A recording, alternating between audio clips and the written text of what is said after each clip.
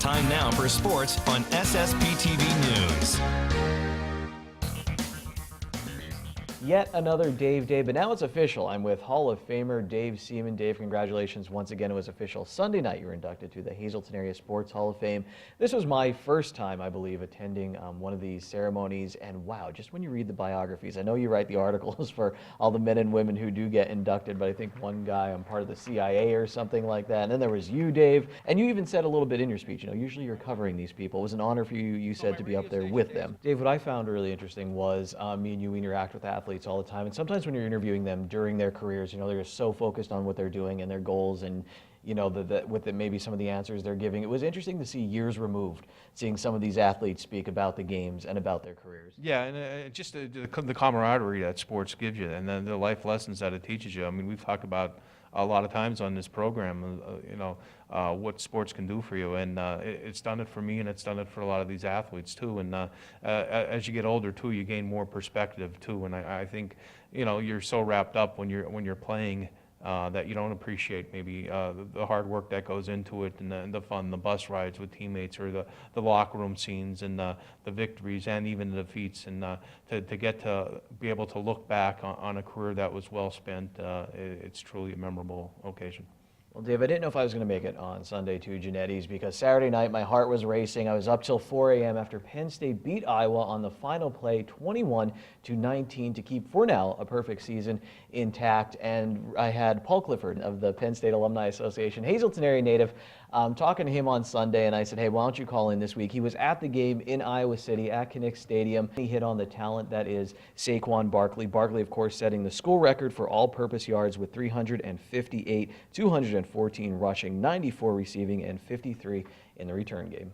In the second half, it was just, he took it to a whole nother level. I mean, there wasn't a time when he touched the ball that something great didn't happen. I was at the University of Oregon when Marcus Mariota made his Heisman run and ultimately won the Heisman Trophy. And he was phenomenal, and he did things that you don't see too many quarterbacks doing.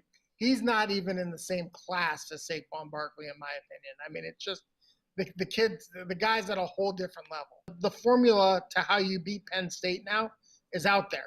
USC beat us in a shootout, right? And that's certainly one way. If you can match offense for offense, that's certainly one way to beat Penn State. But Iowa was able to get a lot of pressure up front, was able to put a lot of pressure on Trace. And so Trace wasn't able to, on some occasions, set his feet and was getting hit when he was releasing the ball. And we saw that it was a fumble, it was an interception. And so those are the things that you look back. So it's great to get the win, and yet it's also gives Coach Franklin and his team the opportunity to look at some things on film to get better.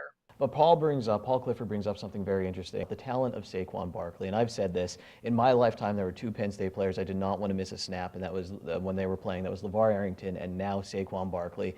I asked Paul, and I'm going to ask you too, are you appreciating every moment that Saquon's out there? And is it something as special as I'm saying? He does take your breath away, doesn't he? Every time he touches the ball, something different can happen. You don't know if he's going to walk tightrope the sidelines. You don't know if he's going to get a burst of speed down the middle, or is he going to catch a pass, and then people are going to forget about on that last play of the game-winning touchdown. Iowa was blitzing on that play, and he picks up Josie Jewell, probably the best linebacker in the Big Ten and one of the best in the country, had a phenomenal game against Penn State. And the duel between Barkley and Jewell on Saturday was something, if you watch the game within the game, it was something to behold. And to see Barkley pick Jewell up on a blitz, on the last play of the game when, one deflection and it means the game's over, and Penn State doesn't win and Iowa wins. So to see him pick up the block, it just shows you his all-around game, and why I believe a lot of NFL teams are salivating to get him next season.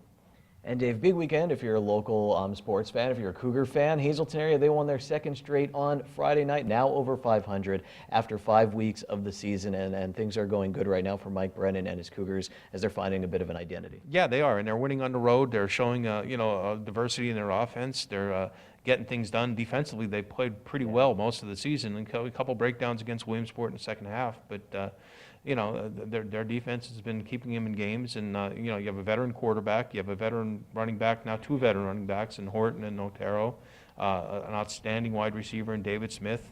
Josh Zukoski's back in the fold this year, and your lines are starting to get better line play as the season goes along, and you have an outstanding coaching staff too. Mike Brennan's been here before. We've talked about, you know, what his experience, you know, it's been a long process, and he'd be the first one to tell you that. But, you know, you work hard, eventually those fruits are going to bear, you know, you're going to bear fruit because, and they deserve it. They have worked hard. They've overcome a lot to get where they are at this point. A tough game Saturday against Delaware Valley, but the Cougars will be ready. Interesting perspective, as always, from Hall of Famer Dave Seaman. We appreciate it. Make sure you're checking out the Standard Speaker and here on SSPTV News for everything that's going on with your local sports teams.